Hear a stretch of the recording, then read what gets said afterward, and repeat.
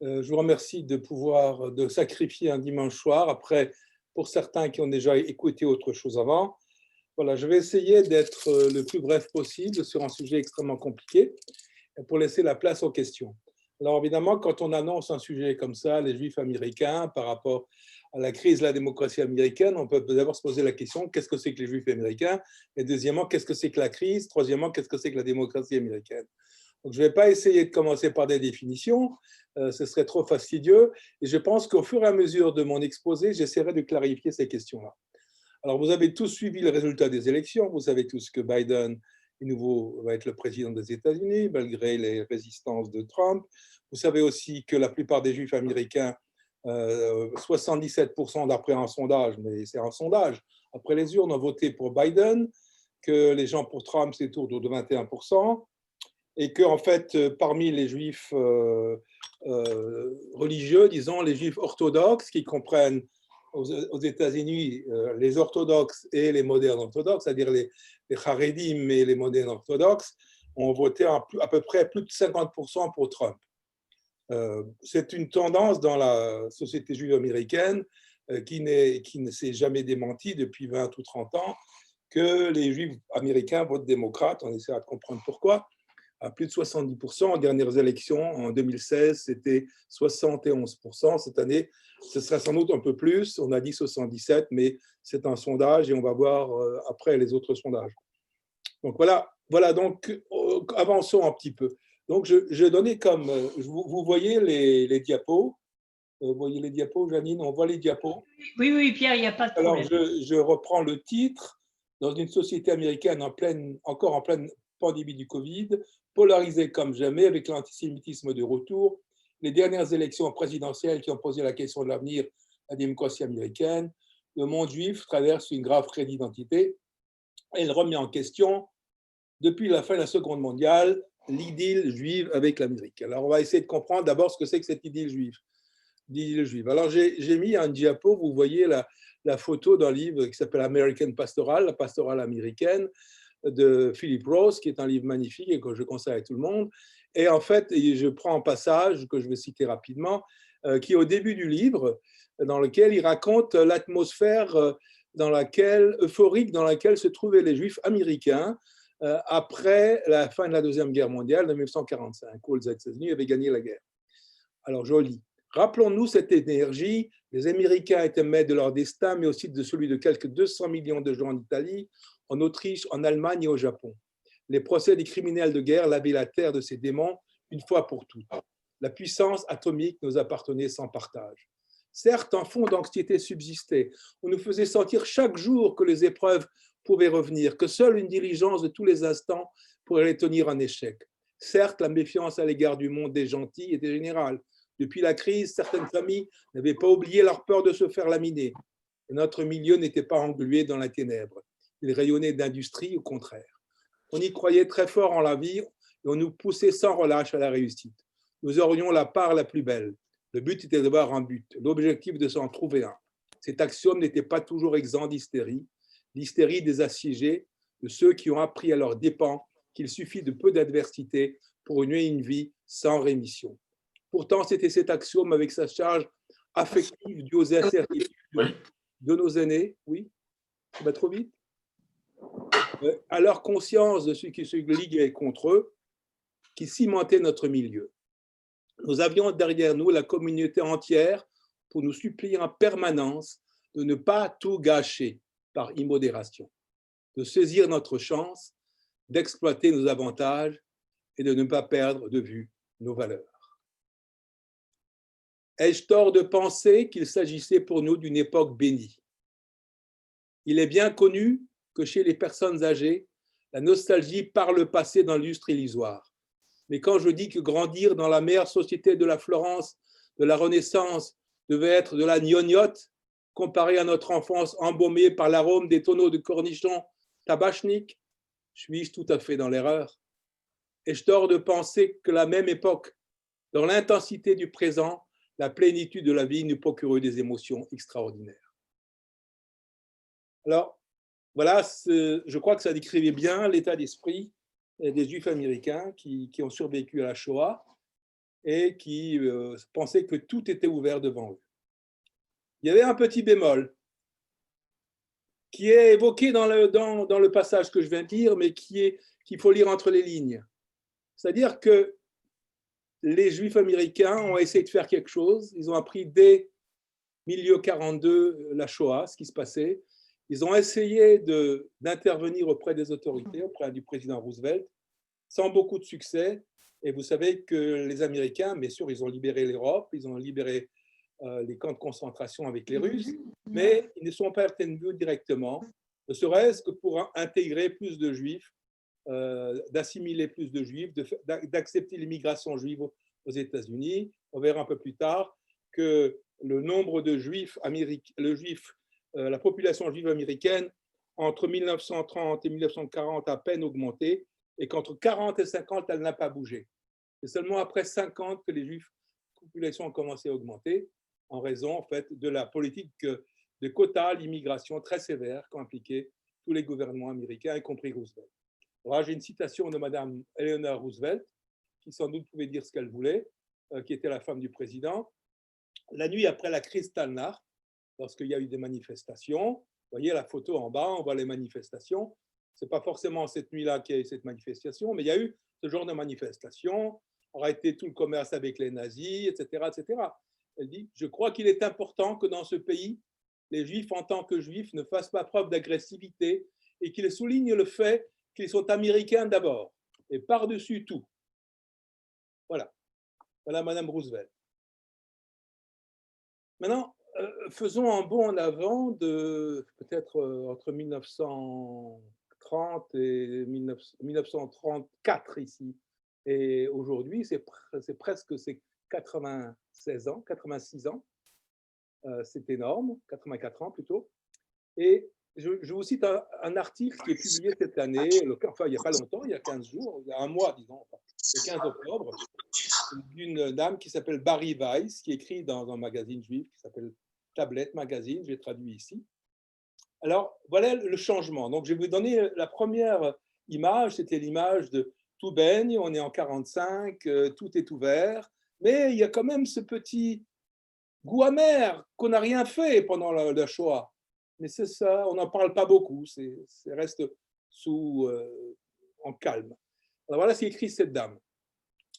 Pour comprendre l'énormité du changement que nous vivons actuellement, prenez un moment pour comprendre l'Amérique telle que l'écrasante majorité de ces Juifs le croyaient, et peut-être comme nous l'avons toujours supposé.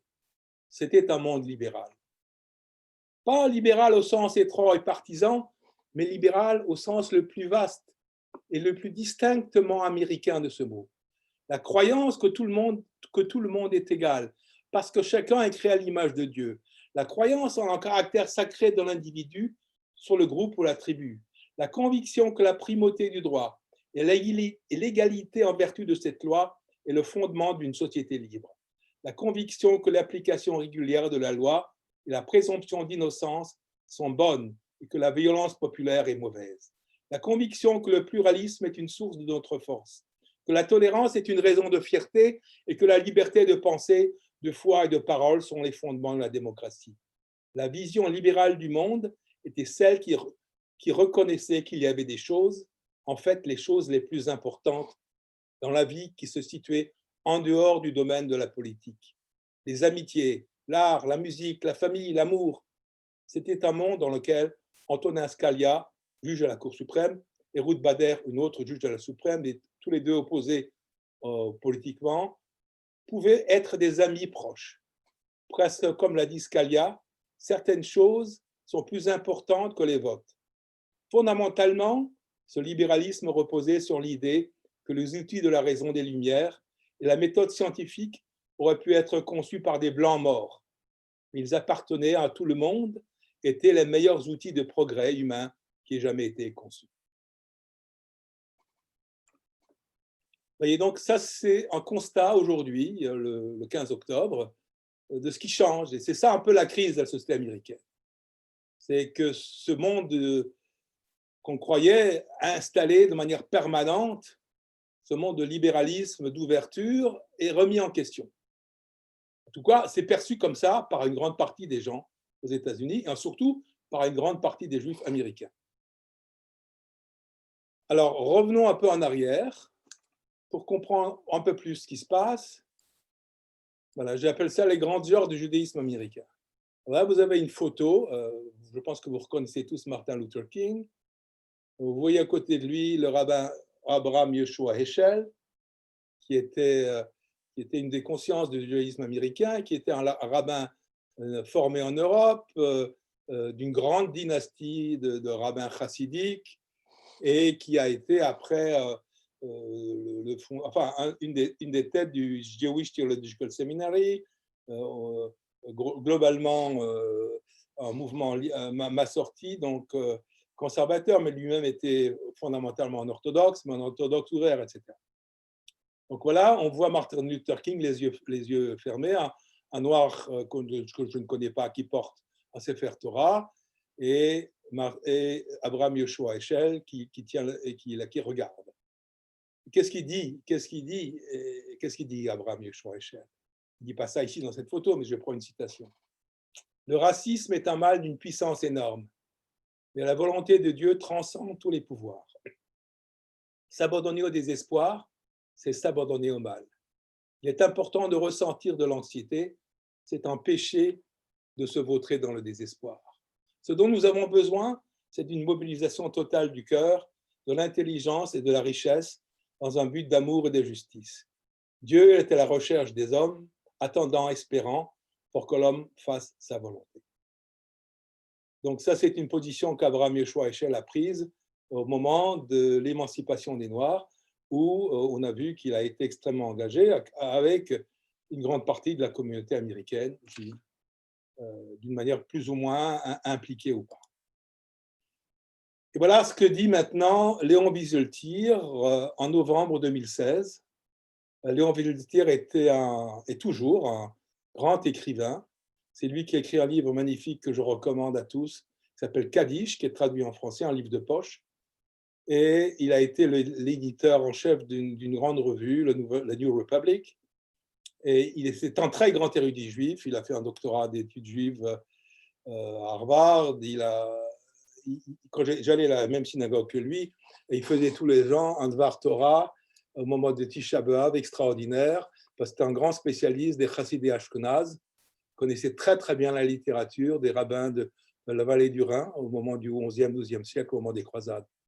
Donc c'est quelqu'un qui est à la fois une énorme culture, un spécimen rare qu'on trouve assez peu en France, à la fois d'une énorme culture juive, mais profonde, et en même temps une grande culture non juive, littéraire, qui écrivait magnifiquement, etc. Alors voilà ce qu'il écrit au moment de l'élection de Trump. Les démons qui ont hanté notre société depuis des décennies et même des centaines d'années, le vil illibéralisme qui discrédite actuellement d'autres gouvernements dans le monde occidental, va maintenant habiter la Maison-Blanche. Les temps difficiles vont laisser la place aux temps sombres, et les temps sombres demandent une lucidité, une vigilance particulière et une férocité de principe. Nous ne devons pas perdre notre foi dans le progrès moral et le progrès social, mais nous devons nous souvenir que le progrès moral et le progrès social ne sont pas des phénomènes linéaires. Alors, à côté de la photo de Léon Wieseltier, vous voyez le président Trump avec le rabbin Chaim Soloveitchik, qui est un petit-neveu, je crois, du rabbin Joseph Zov Soloveitchik. Et vous allez voir que dans la suite, il y a plusieurs descendants du rabbin Soloveitchik qui ont des positions très diverses. Le rabbin Meir Soloveitchik, on va voir après, et il est très brillant, et j'ai partagé avec certains d'entre vous des livrets Torah qu'il fait, qui sont magnifiques. Mais il soutient Trump, pas pour des raisons Israël, pour des raisons, Israël en partie aussi, mais surtout pour des raisons liées à la famille, aux valeurs de la famille, à la religion. Il pense que le président Trump est la personne qui défend plus les valeurs, les valeurs incarnées par la religion juive, etc. etc. Et à ce propos, j'ai une petite blague à raconter. C'était on parle à un pasteur, on lui dit: comment vous qui prêchez l'amour du prochain et la justice, l'égalité sociale, comme vous voyez toutes les mesures qu'a pris Trump contre la santé publique, etc., Comment vous pouvez défendre ça? Et comment vous pouvez défendre quelqu'un qui trompe sa femme sans arrêt, enfin, qui fait qui a des blagues obscènes, etc. Alors il dit, vous savez, le roi David était aussi un pécheur. Voilà. Donc passons à la suite. Alors maintenant, ce n'est pas une prise de position politique, j'essaie encore une fois de mettre le terrain, de baliser un peu le terrain tel qu'il se présente. Et là, je présente une citation de Joe Biden. Vous voyez ici Joe Biden, vous le connaissez maintenant, sont tous. J'appelle ça des racines juives. Voilà Joe Biden. Donc vous savez qu'il a beaucoup, ma femme me dit qu'il a, tous ses petits-enfants sont juifs, j'en sais rien. En tout cas, il a beaucoup de familles juives.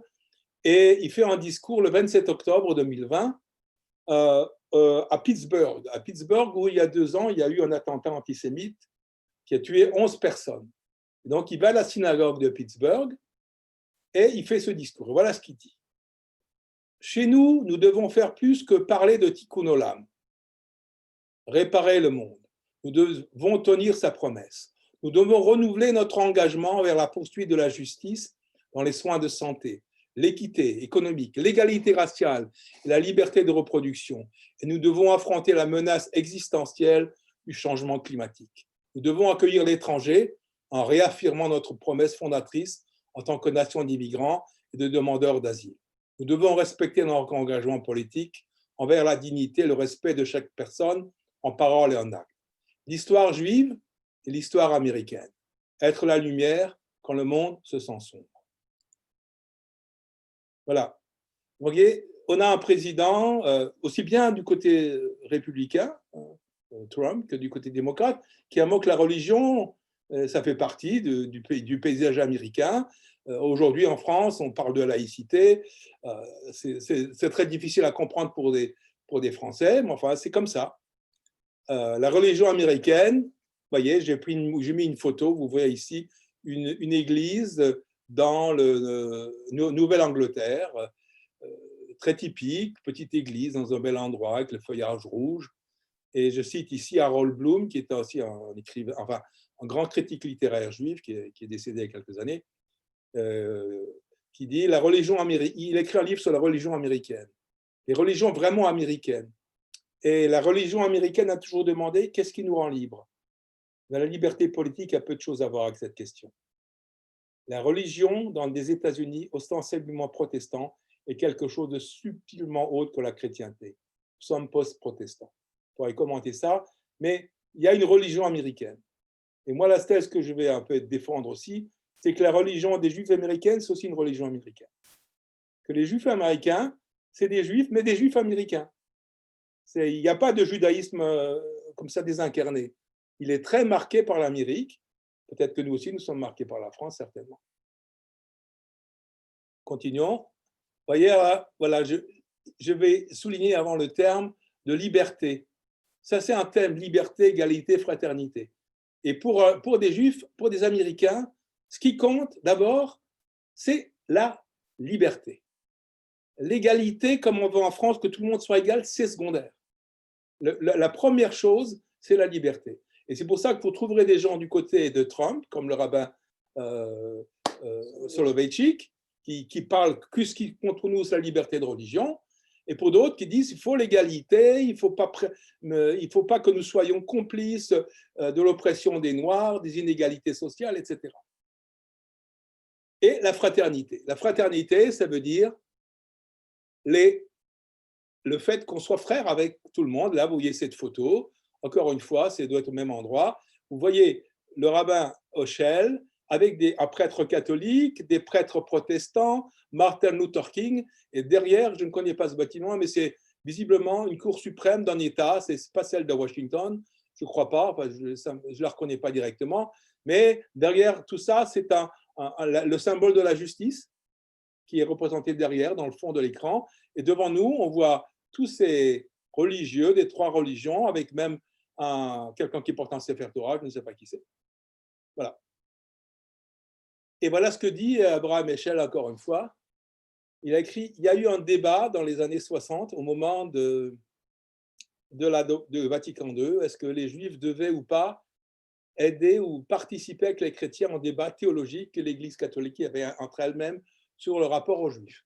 Et il y a eu deux positions différentes. Il y a eu la position du Rav Soloveitchik, dont on va parler un peu plus, et maintenant celle de Heschel. Heschel disait qu'il fallait aider, et il a été allé voir le pape, il a discuté avec lui, il a influencé la rédaction de certains textes de l'Église pour modifier le statut des Juifs.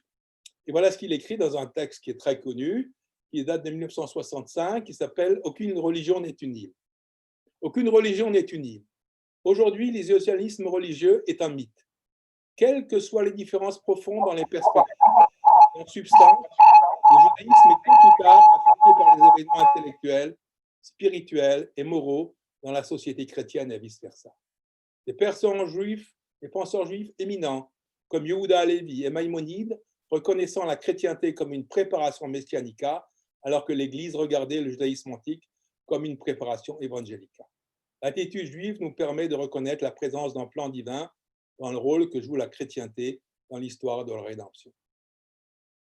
Ça, c'est une idée qui est très répandue parmi les juifs américains, en tout cas, même parmi les juifs orthodoxes, peut-être pas chez les Haredim, mais très répandue un peu partout.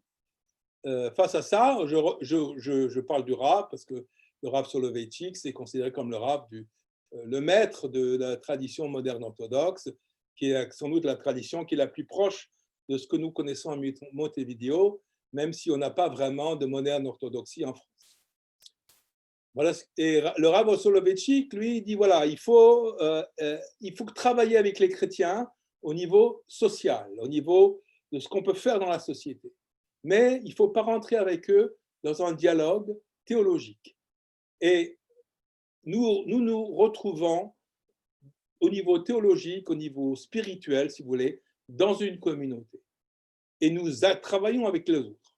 Et c'est une position qui est toujours défendue dans l'orthodoxie. J'ai entendu l'autre jour un discours du Rav Jonathan Sachs qui faisait à Yeshiva University, justement en présence du Rav Meir Soloveitchik qu'on a vu avant, dans lequel il a même cité le texte du Rav Soloveitchik, le Rav Joseph Dov Soloveitchik, qui était le fondateur de la Yeshiva University à New York, qui a créé vraiment le judaïsme moderne orthodoxe. Voilà ce que dit le Rav Soloveitchik. Par exemple, les gens qui parlent. Nous rencontrons Dieu dans la communauté de l'Alliance en tant que camarades et compagnons. Bien sûr, même dans le cas de cette communauté, Dieu apparaît comme le chef, l'enseignant et le berger. Pourtant, le chef fait partie intégrante de la communauté. L'enseignant est inséparable de ses élèves et le berger ne quitte jamais son troupeau. Ils appartiennent tous à un groupe. L'Alliance attire Dieu dans la société des hommes de foi. Le Dieu devant lequel mes pères ont marché, le Dieu qui a été mon berger toute ma vie. Dieu était le berger et le compagnon de Jacob. La communauté de foi de l'Alliance se manifeste dans une triple union personnelle, moi, toi, lui. Donc, le moi, toi, lui, c'est une réponse à Martine Buber qui avait écrit Le jeu et le tu. Dieu se retrouve. C'est le thème de Buber, vous le comprenez bien si vous lisez Lévinas. On comprend Dieu à travers le regard, à travers le visage, à travers l'autre. Et Soloveitchik dit non, c'est pas ça, c'est moi, toi, lui. Il n'y a pas que toi et moi, il y a lui. Et dans ce même texte, il y a une petite note de bas de page que je voudrais quand même évoquer parce que ça donne un petit peu une indication de la grande ouverture d'esprit qu'avait le Rav Soloveitchik. Et il cite ce texte de la Gamara Baba Metzia, dans lequel il y a le four d'Atnaï, dans lequel les rabbins se disputent pour savoir qui a raison. Et à la fin, ils rejettent une décision divine. Dieu intervient en disant voilà tel rabbin a raison. Et les rabbins de la Gemara disent non, Dieu n'a pas raison, c'est tel et tel rabbin qui a raison.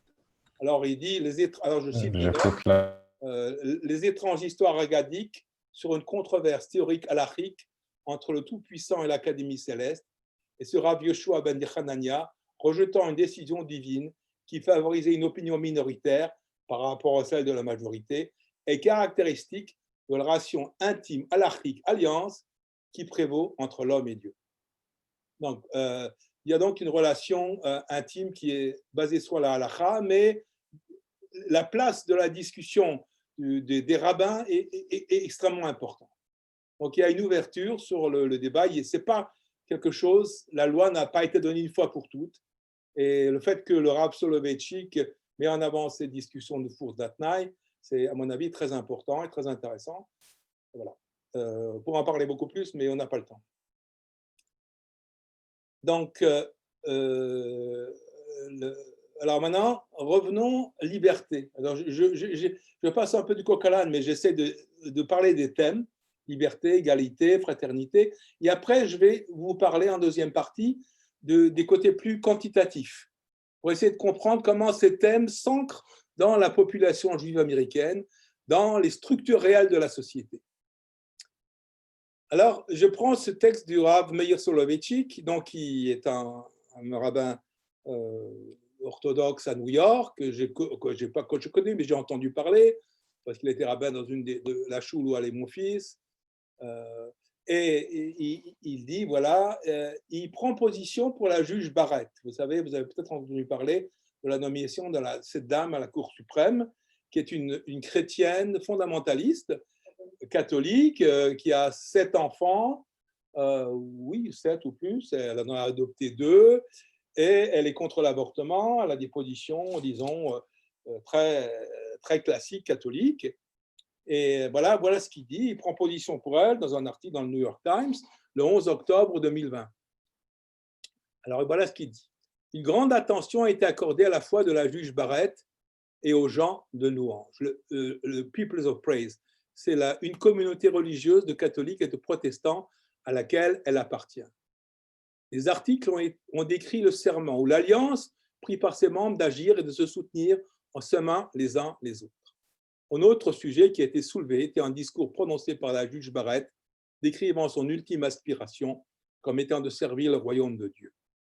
Ces histoires insinuent que sa religion la désigne comme étant hors du courant dominant ou incapable de servir équitablement en tant que juge à la Cour suprême. Les juifs traditionnels en Amérique qui lisent ces poncifs contre le juge Barrett peuvent facilement en imaginer des similaires sur eux-mêmes. Nous pourrions nous demander quelle serait la réaction à présent si un membre de notre propre communauté religieuse était nommé à un poste de premier plan. Voilà. Donc, j'ai parlé pour l'instant, j'ai évoqué trois courants. Le courant évoqué par, disons, Eshel, le courant évoqué par le Rav Soloveitchik, par son petit-fils, le Meir Soloveitchik. Et évidemment, il faut parler du Chabad, il faut parler des Haredim. Mais je ne vais pas pouvoir le temps de rentrer trop en détail, mais je veux simplement souligner cette idée de Tikkun Olam, qui est une idée qui vient de la Kabbale lorianique. Le monde a été, quand Dieu a créé le monde, quelque chose qui s'est cassé, les vases ont été brisés, selon le langage métaphorique de la Kabbalah, et le but des hommes, c'est de rassembler les morceaux dans lesquels il y a des étincelles divines et de reconstruire le monde. Et il n'y a pas de meilleure illustration, à mon avis, de cette idée de Tikkun Olam au niveau entre juifs, de l'entre-soi, c'est que l'activisme extraordinaire du mouvement Chabad, qu'il faut le rappeler, est quand même un mouvement qui est né aux États-Unis. Même si le Rav Schneerson est venu d'Allemagne. D'ailleurs, comme aussi bien à la même époque, dans les années 20, on a retrouvé à Berlin, étudiant la philosophie, le Rav Schneerson, le Rav Soloveitchik, le Rav Dov Soloveitchik et Yoshua Eshel. Ils étaient tous les trois à Berlin. Et après, ils sont aux États-Unis et chacun à sa manière a créé une tendance, disons, dans le mouvement juif religieux. Alors, voilà ce que dit le Rav Menachem Schneerson. Si vous voyez ce qui doit être réparé et comment il faut le réparer, alors vous avez trouvé une pièce du monde que Dieu vous a laissé à terminer. Mais si vous voyez que ce qui est mauvais ou ce qui est laid dans le monde, alors c'est vous-même qu'il faut réparer. Donc il y a le tikkun olam du monde et le tikkun olam de soi-même. Voilà. Et maintenant l'autre l'autre aspect, si vous voulez, du monde, disons, ultra-orthodoxe, Haredi, c'est quelque chose qui a été étudié par un autre Soloveitchik, que je trouve, j'avais écrit un article dans le journal de la communauté il y a quelques années, sur un texte où je reprends un peu, résume rapidement ce qu'il dit, mais il essaie de comprendre pourquoi le mouvement Haredi est devenu tellement rigoriste. Hein. On parle de Khumra dans la tradition. Pourquoi on insiste tellement sur le détail de l'observation de la halakha, alors qu'avant, ça passait un petit peu directement. Alors, il explique ça par la sociologie un peu américaine. Et je répète, Chaim Soloveitchik, c'est un grand universitaire, un grand savant, un grand érudit. Il écrit des articles très, très savants sur toutes sortes de choses. Il est professeur à la Yeshiva University. Et je crois que c'est le neveu du Rav Soloveitchik. Voilà ce qu'il écrit. Ceux qui ont réussi à échapper au désastre en émigrant aux États-Unis se trouvent confrontés à un monde et à des problèmes nouveaux. Les leçons de la tradition ne suffisent plus. À ce défi, les nouveaux juifs américains répondent en se regroupant en deux camps. Ceux qui acceptent des compromis avec le nouveau monde qui les entoure et ceux qui délibérément les refusent. Ceux qui par manque, dans notre terme, nous appelons les Haredim. Mais même chez ces derniers, la société traditionnelle du shtetl n'existe plus. Brooklyn n'est pas un shtetl. Le shtetl s'est transformé en monde orthodoxe, où l'adhérence à la tradition est purement volontaire et le comportement religieux est moins le produit de la coutume que le résultant d'un comportement conscient et réfléchi. Et voilà, je passe sur... je repars ici sur quelque chose de Joe Biden, qui a encore l'évocation du rapport de la tradition juive avec ce qu'il considère comme être les valeurs américaines. Et voilà ce qu'il dit. Toujours dans ce discours du 27 octobre, prononcé à Pittsburgh il y a un mois, moins d'un mois. Il s'agit de la sagesse que nous pourrions glaner de génération en génération dans l'histoire vive. La nécessité de refuser de rester les bras croisés. L'urgence de dire la vérité. L'exigence de rechercher la justice, d'embrasser la paix, de réparer le monde et de traiter chaque personne avec dignité. Ces principes ont des racines juives, mais ils sont également fondamentaux pour ce que nous sommes en tant qu'Américains. Nous en avons besoin plus que jamais. Nous devons tous tenir compte de l'enseignement rabbinique selon lequel ce n'est pas notre devoir de terminer le travail, mais vous n'êtes pas non plus libre de le négliger. Je pense que vous avez reconnu cette citation des Pirkei Avot. Donc voilà comment on utilise les Pirkei Avot, comment on utilise la tradition juive lorsqu'on est nouveau président américain. Encore une fois, ce n'est pas pour dire qu'on est pour Biden ou pour Trump, mais pour vous montrer que la religion et le judaïsme sont au centre, si vous voulez, de la société en quelque sorte, de la thématique. Ce n'est pas quelque chose qui est à côté. On ne parle pas de laïcité ici. Alors maintenant, je vais passer sur cette diapo, mais j'en parlerai peut-être à la fin. C'est le rapport des Juifs américains avec la France qui est compliqué. Si vous voulez, je le laisserai pour une question, parce que je n'ai pas le temps. Je vais retourner un peu en arrière sur qui sont les Juifs américains. Alors, il faut quand même comprendre une chose. Pour l'instant, j'ai parlé des idées, c'était ma première partie. Ma deuxième partie, ça va être d'essayer d'être un peu plus quantitatif, un peu plus... Après tout, j'ai été économiste à un moment donné, donc je suis obligé de parler de chiffres pour comprendre une réalité. Je ne peux pas rester dans les abstractions des idées. Les idées sont créées dans une société, etc. Et donc, les Juifs américains, c'est des gens qui sont issus d'une immigration qui date évidemment du début de la création des États-Unis, mais ils étaient très peu nombreux. C'était des Juifs au départ qui venaient du Brésil, des Juifs portugais qui avaient été au Brésil, qui sont retrouvés du Brésil aux États-Unis, mais ils étaient quelques milliers. Et la population commençait vraiment à grandir vers 1820, quand les Juifs allemands sont arrivés à cause de l'antisémitisme en Allemagne, à la suite de la fin des guerres napoléoniennes.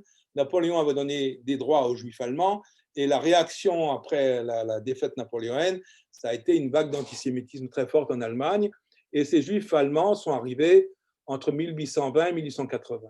À partir de 1880, on voit une énorme immigration de Juifs venant d'Europe de l'Est, de Pologne et de Russie, à la suite des pogroms qui ont lieu dans cette région-là. Et pour donner un ordre de grandeur, la population juive en 1820 était de 5000 personnes, en 1880, 280 000 personnes, en 1900, 1 million, En 1910, 2,5 millions. En 1920, 3,6 millions. Donc, vous voyez qu'entre 1880, on passe de 280 000 à 1920, 3,6 millions. C'est l'énorme explosion de la population juive américaine.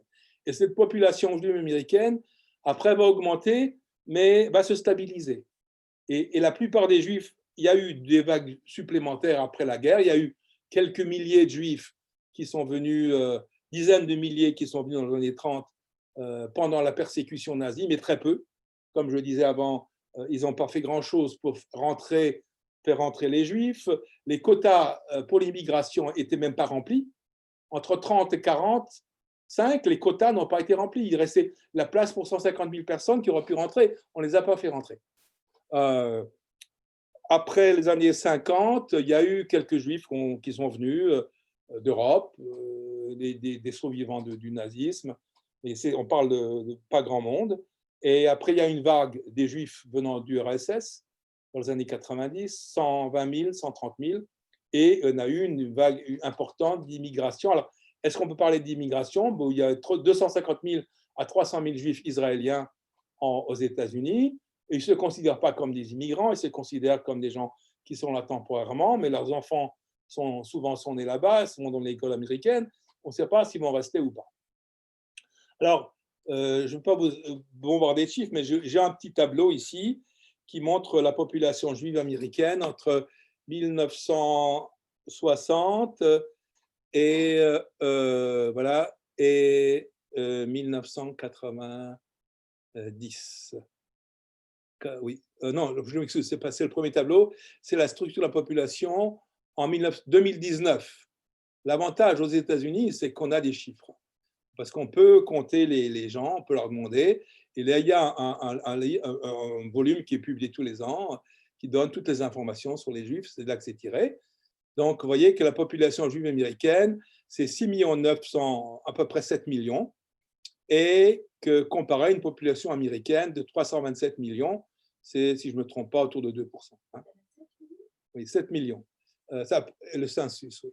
Et vous voyez la répartition. Ce qui est intéressant, c'est la répartition. Vous savez tous qu'il y a beaucoup de juifs à New York. Et donc, quand vous regardez la région du Nord-Est, qui comprend New York et la Nouvelle-Angleterre, représente 44% de la population juive. Mais l'autre grande partie, c'est l'Ouest. L'Ouest, c'est la Californie, principalement. L'Ouest fait 23% de la population juive. Le Midwest, seulement 10%. Midwest, c'est Chicago, tous les lacs centraux, etc. Et le Sud, 22%. Alors, ce qu'il faut voir, c'est vous comparer la colonne distribution des Juifs et de la population générale. Vous voyez que la distribution n'est pas du tout la même que dans la population générale. Les Juifs donc 44% des Juifs vivent dans le Nord-Est, alors que comparé à 17% de la population américaine. Ce qui est le plus flagrant, c'est le Sud. Dans le Sud, les 22% des Juifs vivent dans le Sud, mais 38% de la population américaine vivent dans le Sud. Le Midwest, les Juifs représentent 10% de la population juive. 10% de la population juive vit dans le Midwest contre 20% de la population américaine. Alors, je prends ça comme exemple, parce que là, vous comprenez un peu plus le vote juif. Parce que vous voyez que les Juifs sont très peu représentés dans le Midwest, dans le Sud, qui sont le centre pro-Trump. Les Juifs sont dans la zone nord-est et Californie, sur les côtes. Je vais vous montrer, ici un graphique qui le montre bien. Si vous arrivez à voir les points, la densité de la population juive. Il se trouve donc que les Juifs se trouvent localisés dans des régions qui, de toute façon, sont démocrates. Ils sont en Californie, ils sont dans le nord-est, ici. Ils sont un peu les seules exceptions, c'est la Floride, où les Juifs ont voté plutôt républicain. Et la Floride est plutôt républicaine, mais c'est vraiment à la marge. Toute la partie centrale, vert clair, là où il n'y a pas de Juifs, c'est la partie Trump. C'est la partie républicaine. Donc, les Juifs sont une population urbaine concentrée sur les côtes, et ce sont des côtes qui, elles, votent généralement plutôt à République démocrate. Alors voilà un autre tableau qui montre l'évolution. Alors ça, c'est une évolution qui vous montre la dynamique de la population. La population était à 5,5 millions en 1960, et donc en 2019, 6,9 millions. Et l'évolution est assez intéressante parce que vous voyez que le nord-est, la région de New York perd du monde et les régions qui gagnent du monde, c'est l'ouest. C'est-à-dire la Californie, il y a 560 000 juifs de plus en Californie entre 1980 et 2019 et 315 000 joints de juifs dans le nord-est. Et les régions du centre, ça a baissé, ça n'a pratiquement pas bougé. Voilà. Donc, on ne va pas encore s'attarder, on pourrait parler un peu plus, mais je crois que ce que fait passer le message ici, c'est que la population juive est concentrée sur les deux côtés des côtes et que la population juive a beaucoup augmenté sur la côte ouest. Au Los Angeles, c'est maintenant la deuxième plus grande ville juive des États-Unis, après New York. Et voilà. Alors, il y a maintenant, il y a il y a de grands débats aux États-Unis. Je ne vais pas rentrer dans le détail. J'avais écrit un article dans le journal de la communauté. Je le reproduis ici pour ceux qui voudraient. Je vous mettrai à disposition les diapos. Mais c'est assez compliqué parce que on essaye de comprendre qu'est-ce que c'est qu'un juif à travers le mesure de la population. Alors vous me direz évidemment, il y a une réponse très simple, c'est celle de la halakha. Mais c'est pas comme ça que les démographes fonctionnent. Ils vont pas demander est-ce que ta mère est juive aux gens. Ils demandent aux gens si leur mère est juive, évidemment, et les gens répondent. Mais ils demandent aussi est-ce que tu es juif. Et ils vont lui demander est-ce que tu es juif? Ok, je suis juif. Quelle est ta religion? Ça paraît une question idiote, redondante. Tu es juif? Quelle est ta religion? Ben non. 22% des gens qui disent qu'ils sont juifs, qui disent qu'ils n'ont pas de religion. Et puis vous avez des gens qui ne sont pas juifs et qui disent qu'ils sont de religion juive. Alors essayez de vous y retrouver. Donc vous avez ce problème très compliqué, qui est moi je trouve ça assez intéressant, mais enfin, ce n'est pas forcément l'intérêt pour tout le monde, mais les démographes ont beaucoup travaillé là-dessus. Il y a d'énormes articles, il y a beaucoup de choses. Donc, grosso modo, on retrouve ce montant des juifs de à peu près 7 millions américains, mais dans laquelle, si vous voulez, selon la halakha, il y a à peu près 4,4 millions de juifs.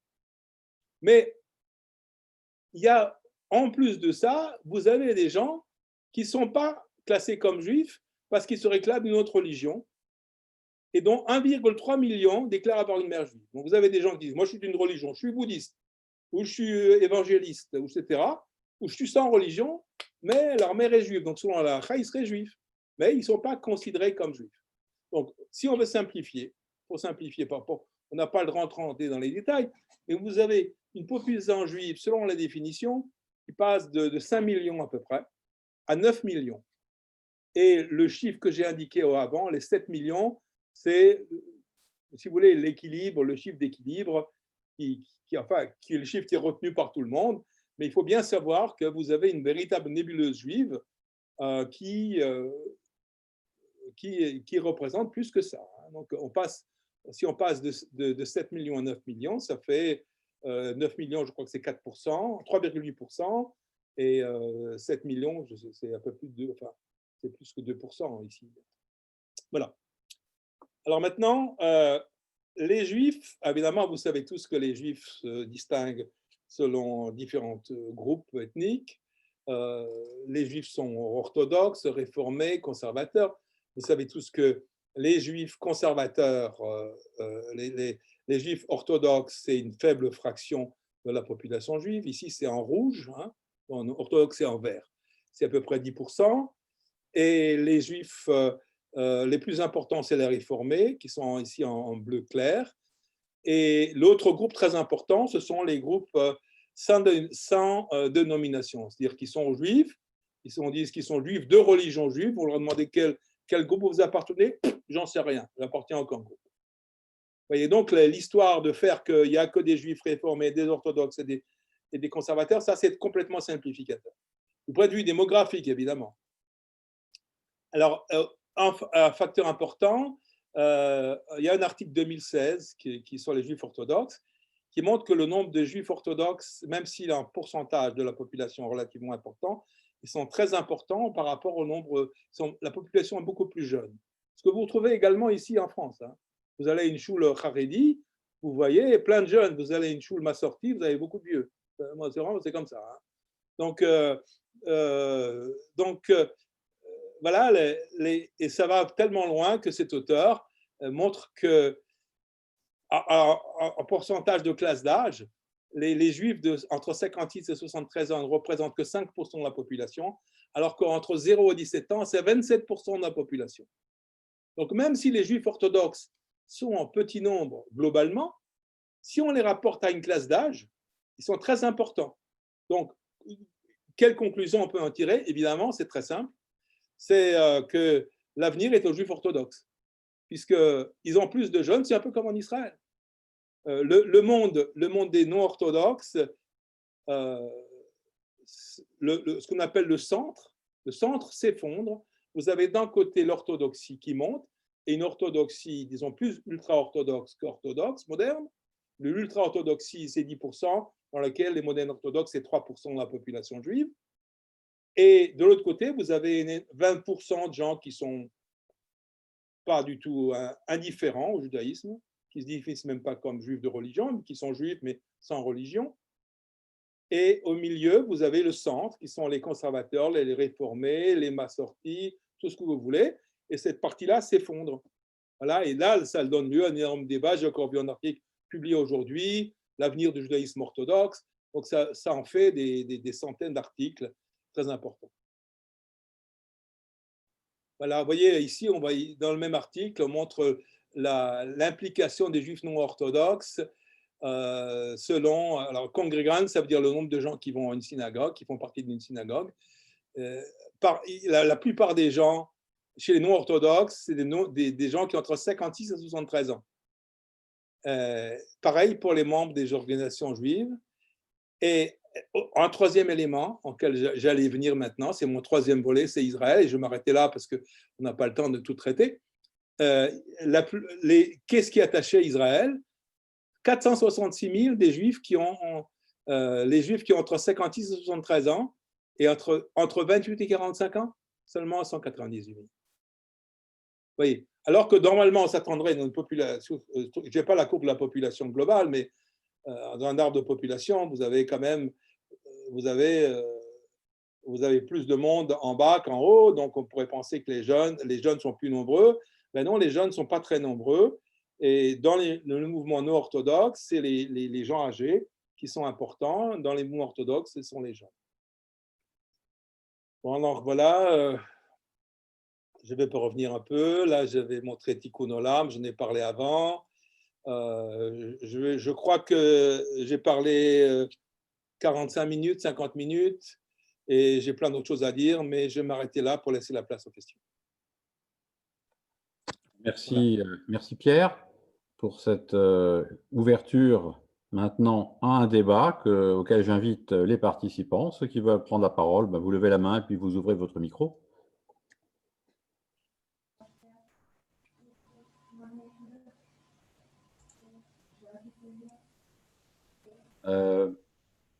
Y a-t-il donc des volontaires pour ouvrir le débat? Jean-François, vas-y.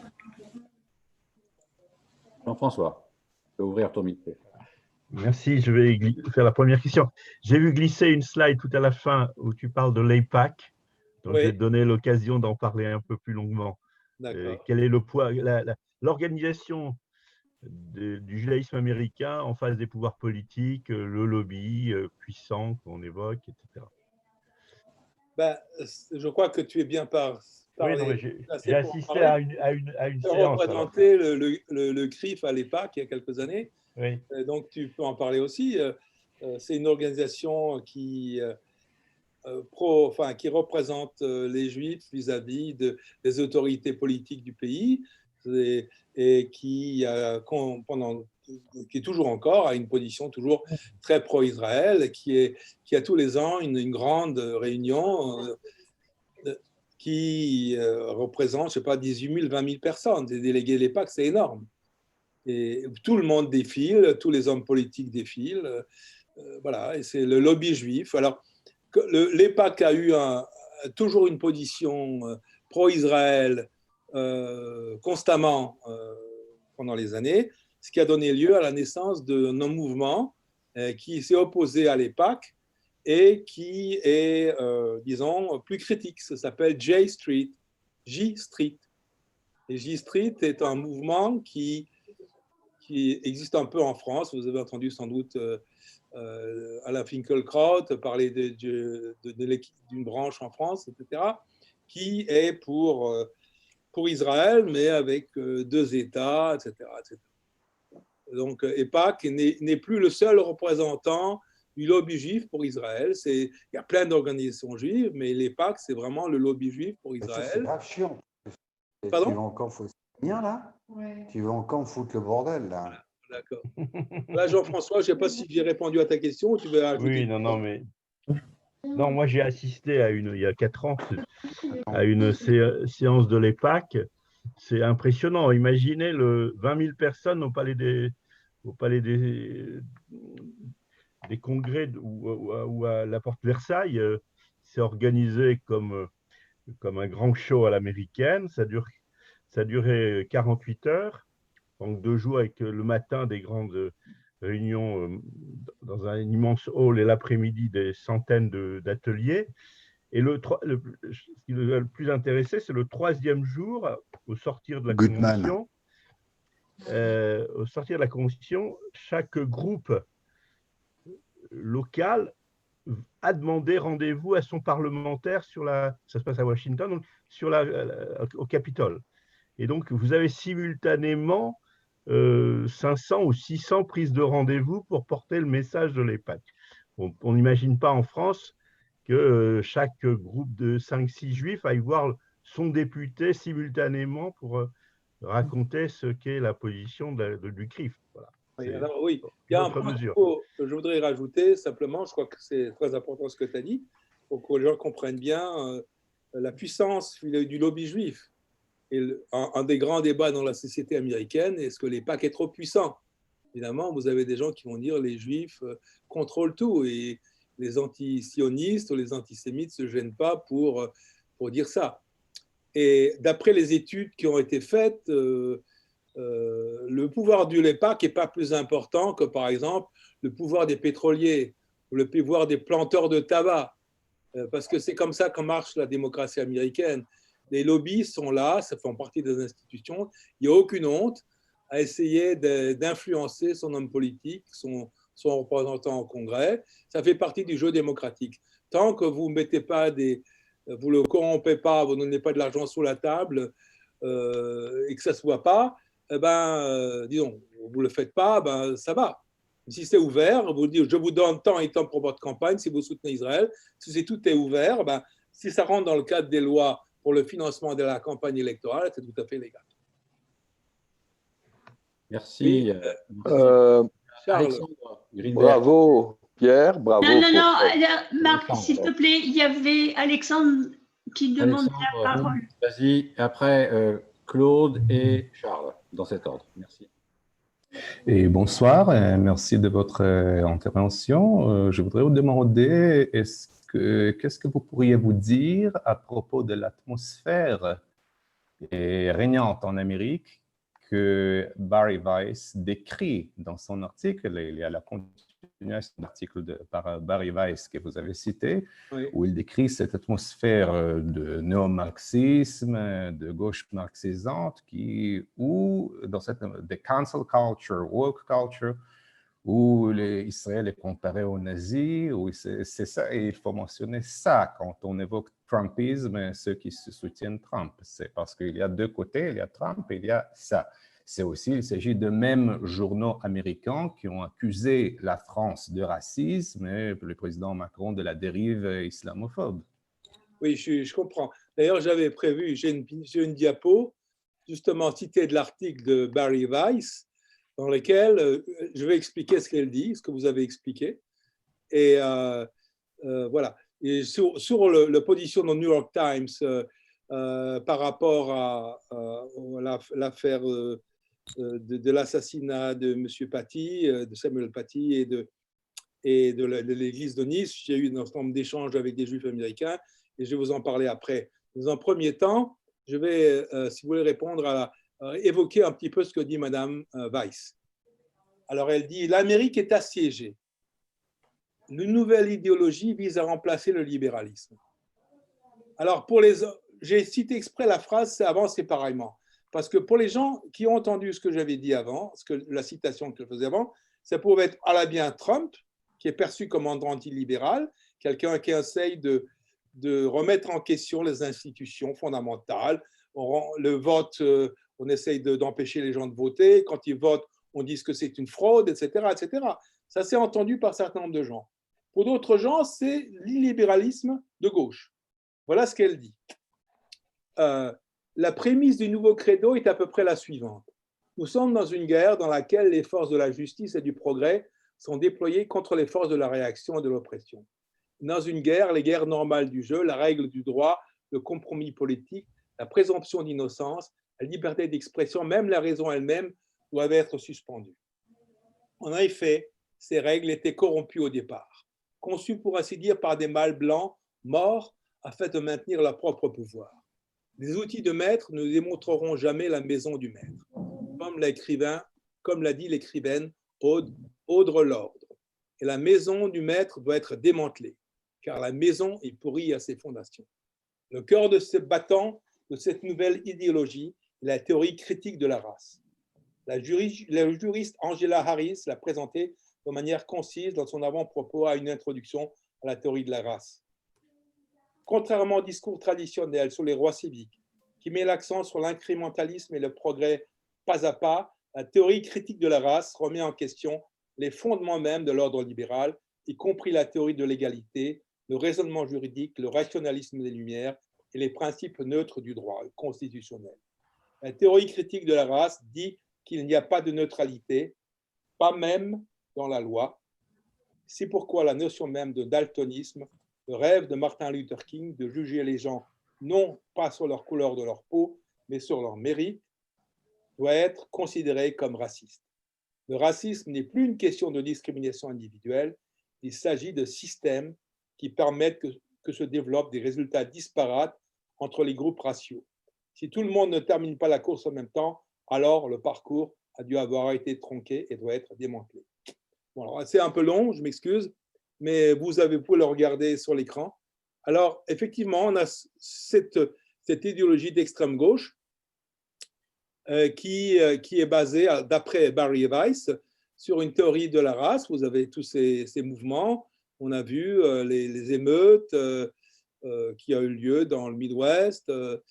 Et il y a dans les campus, surtout américains, il y a vraiment ce politiquement correct qui fait que tout ce qu'on peut dire doit être rapporté au fait racial. Et pour les Juifs, c'est très embêtant. Parce que je me souviens, j'ai parlé à un jeune étudiant il y a quelques années qui me disait qu'il discutait à l'université pour savoir si les Juifs étaient blancs. Parce que les Juifs sont blancs. Parce que s'ils sont blancs, alors ils sont du côté des oppresseurs. Et j'ai vu un autre article cette semaine dans un journal juif, écrit par un juif sud-américain, disant nous on considère comme des juifs de couleur, même s'ils sont argentins, qui sont complètement blancs, qui viennent, leurs grands-parents venaient du shtetl, ils sont considérés comme des juifs de couleur parce qu'ils ne sont pas américains. Alors, vous avez ce problème de la race qui a un vrai poison, si vous voulez, dans la société américaine, et qui est profondément ancré et qui prend des formes très, très bizarres. Alors, voilà, en France, on a aussi un peu ce problème-là, les indigénistes, et, vous savez bien, on a essayé d'importer ce problème en France, mais ça ne marche pas, ça ne colle pas, le truc ne colle pas. Alors, qu'est-ce que j'en pense? Évidemment, j'aime pas du tout ça, hein, c'est quelque chose de terrible. La question que j'essaie d'expliquer, et je ne suis pas américain, c'est que les Américains, les Juifs américains, sont pris entre un peu le marteau et l'enclume. Il y a ce côté-là, l'extrême gauche, qui a ce discours racialiste, et une certaine partie de l'extrême gauche, et puis vous avez, de l'autre côté, vous avez ce que j'ai appelé la grande peur, ici, Borat, je cite Borat, qui fait, je ne sais pas si vous avez vu, qui parle de l'antisémitisme de droite, classique, de bon vieil antisémite. Je ne sais pas si vous avez vu le film Borat, dans lequel il fait chanter tout un auditoire dans un rodéo, il faut jeter les Juifs à la mer, jeter le Juif dans le puits, throw the Jews down the well, jeter les Juifs dans le puits, et tout le monde chante avec lui, en Géorgie. Donc, vous voyez, la crise d'identité, c'est un peu ça. C'est-à-dire que vous avez cru à un moment donné que le libéralisme américain, ça allait vous porter vers des rêves d'égalité, vous êtes intégré dans la société, et brusquement, vous êtes confronté à un retour de l'antisémitisme d'extrême droite, parce que je n'en ai pas parlé, mais c'est évident, hein, regardez là, vous voyez, les suprémacistes blancs, voilà ce que j'appelle la grande angoisse, qui ont soutenu Trump, qui sont, et que Trump a, surtout, c'est pas qu'ils ont soutenu Trump, le problème c'est Trump ne les a pas condamnés. Lorsqu'il y a une manifestation à Charlottesville, il y a quelques années, des suprémacistes blancs, il a dit que le tort était des deux côtés. Donc, il y a une certaine ambivalence. Et de l'autre côté, vous avez dans l'extrême gauche des gens, des racialistes. Voilà la difficulté. Je ne sais pas si j'ai répondu à votre question, monsieur. Je ne sais pas qui a posé la question. Voilà. Voilà, un peu comme monsieur Green, je crois. Hein. Greenberg. Voilà. Merci. On va passer à une autre question, mais courte si c'est possible. Donc, Claude et ensuite Charles. Hein. Claude, vas-y. Bon, Pierre, d'abord, félicitations et surtout d'avoir souligné cette grande idée que la religion pèse fort dans la politique américaine, alors qu'en France, on est très marqué par, mais c'est unique à la France, le concept de laïcité. Alors, ma question est dans le prolongement de ce que tu viens d'exposer dans le débat des idées, et pas nécessairement raciste, mais est-ce que le Parti démocrate, c'est de traduire ce que tu as présenté en termes de parti? Est-ce que le Parti démocrate n'est pas en train de, en dépit de l'image très traditionnelle de Biden, en fait, de virer complètement et d'aller vers des nouvelles valeurs et développer qui ne vont plus du tout correspondre à l'image que les Juifs avaient traditionnellement, qui va naturellement accroître le positionnement très difficile des Juifs aux États-Unis. Oui, ben c'est vraiment une bonne question, très excellente question, et je dirais que c'est toute la question. Parce que je n'ai pas de réponse à ta question. J'aimerais bien savoir. Ce qui s'est passé, c'est que, comme vous savez, au moment des primaires, des dernières primaires du Parti démocrate, il y a eu des camps très différents. Il y a eu l'extrême gauche qui avait ces positions-là, antisionistes, etc., BDS, dont Bernie Sanders, n'oublions pas, et puis un certain nombre de représentantes des femmes, Osano Cortez, je n'ai plus leur nom exact, mais qui sont connues, et qui sont très virulentes. Alors, ils ont fait à un moment donné la paix, parce que le but, c'était l'union sacrée pour faire partir Trump. Et donc, ils se sont mis derrière Biden, qui était le personnage, disons, le plus consensuel, le plus modéré, mais qui n'était pas non plus pour des gens d'extrême gauche un type épouvantable, même s'il lui trouvait beaucoup de choses qui ne leur plaisaient pas. Donc, maintenant que Biden va être président, on ne sait pas très bien comment ça va se développer. Est-ce que cette frange d'extrême gauche est aussi puissante qu'on veut bien le croire, ou est-ce qu'elle va être contrôlée par le groupe centriste? Et ça va dépendre évidemment de rapport de force, mais aussi de l'habilité du président et de son équipe à gérer ces groupes. Il va certainement être obligé d'en tenir compte. Qu'est-ce que ça signifie? On n'en sait vraiment rien. Est-ce qu'il va mettre l'accent? Il peut très bien que l'accord se fasse sur les problèmes des égalités, par exemple dans le système de santé, qui est un vrai problème aux États-Unis, surtout après le Covid, que les gens, que les groupes se mettent un peu hors sourdine leurs thèmes raciaux ou pro-Israël pour l'intérêt de faire avancer la cause de l'égalité dans le système de santé. Mais j'en sais rien. Et personne n'en sait rien en réalité. Alors, on voit que les gens que Biden a nommés, qu'on pense qu'il va nommer, qu'il a annoncé qu'il allait nommer, c'est plutôt des gens centristes comme lui. Il y a eu M. Cohen, enfin, qui est le chef de son de cabinet, qui a été nommé. Et il y a d'autres gens qui sont pressentis. Par exemple, le secrétaire d'État au Trésor, au ministère des Finances, c'est 2 femmes, toutes les 2 juives. Une Janet Yellen, qui était le gouverneur de la Banque centrale, qui a été renvoyée par Trump. Et l'autre, j'ai oublié son nom, mais c'est une ancienne femme qui a été sous-secrétaire d'État au Trésor, donc vice-ministre des Finances sous Obama, qui est également juive, dont le mari est juif et membre du Congrès. Donc, vous voyez, ces gens-là, ce n'est pas des extrémistes. Ils sont là dans le Parti démocrate et ils auront des postes importants. Maintenant, qu'est-ce qu'il va être obligé de donner à l'extrême gauche? On n'en sait rien. Merci. On va passer à la question suivante pour que chacun puisse s'exprimer. Charles, tu peux remettre ton micro en marche et poser la question. Non, on ne t'entend pas. Ton micro ne fonctionne pas, Charles. Et je ne peux pas l'activer pour toi. Voilà, il a coupé sa caméra. C'est bon? C'est bon, vas-y. C'est bon? Oui, oui, c'est bon. Bon. Bonsoir Pierre, et merci beaucoup pour ce que tu viens de nous apporter. La question que je me pose, c'est le développement de l'antisémitisme dans la société américaine et plus particulièrement dans les universités où ça devient un phénomène important et quantifiable. Est-ce que ça a une importance sur le comportement juif, en particulier vis-à-vis d'Israël, vis-à-vis d'une éventuelle aliyah, et une influence sur le vote juif? Alors, pour parler, j'ai pensé que les questions allaient venir, donc j'ai préparé.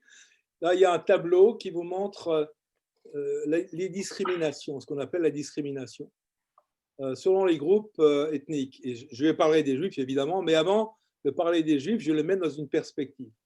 Vous avez une société qui est polarisée, comme on avait vu, avec l'extrême gauche et l'extrême droite, et il y a un sentiment de la montée du racisme et de l'antisémitisme général. Vous voyez, c'est une enquête qui a été faite, je crois que c'est fait par le Pew Research Center, qui montre la perception des discriminations selon les groupes entre 2009 et 2019. Vous voyez, par exemple, chez les Noirs, la perception, le nombre de gens, alors comment on définit ça, je ne vais pas rentrer dans les détails, mais le nombre de la perception a passé de 24%, l'indice 24 à 69. Énorme. Chez les Hispaniques, pareil. Vous voyez, et alors le bleu, c'est selon leur couleur politique, bleu c'est démocrate, rouge c'est républicain, et gris c'est l'ensemble de la population. Alors comme vous voyez chez les juifs, c'est pareil. La perception que les discriminations ont augmenté, ont passé de 15 à 28% chez les démocrates, 9 à 20 chez les républicains. Mais ce qui est intéressant, à mon avis, c'est que les lignes sont parallèles. Tout le monde, quel que soit le camp politique, perçoit une augmentation des discriminations des discriminations chez les Juifs. Alors que chez les Noirs, vous avez une énorme différence entre les démocrates ici et les républicains. Hein? Chez les hispaniques, c'est pareil, une énorme distinction.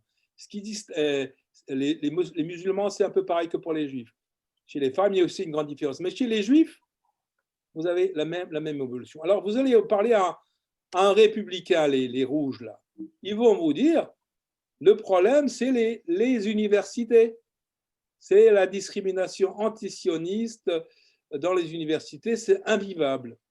Vous allez parler à des démocrates, ils vont peut-être vous parler de ça aussi, mais ils vont parler des mouvements d'extrême droite, de Pittsburgh, etc.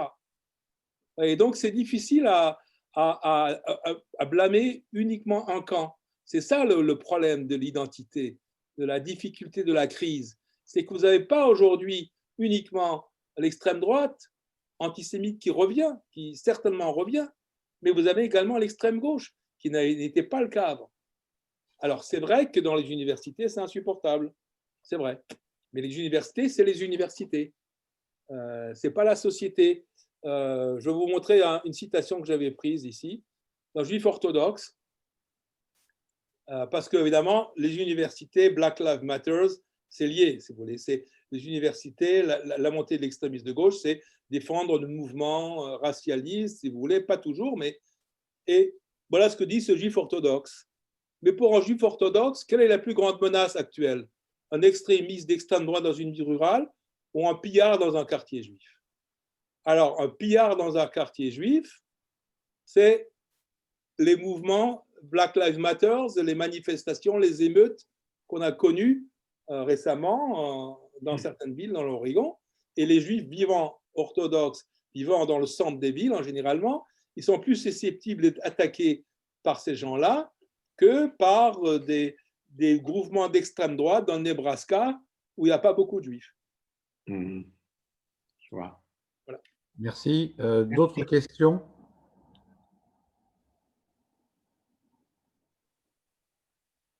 Écoutez, s'il n'y a plus de questions, on va lever la séance. Donc, je vous remercie. Je remercie Pierre d'abord, les auditeurs ensuite. Vous pourrez retrouver l'enregistrement de cette conférence sur notre site à partir de demain. Merci beaucoup. Merci à tous. Merci. Merci. Merci. C'était remarquable. Beaucoup. Merci.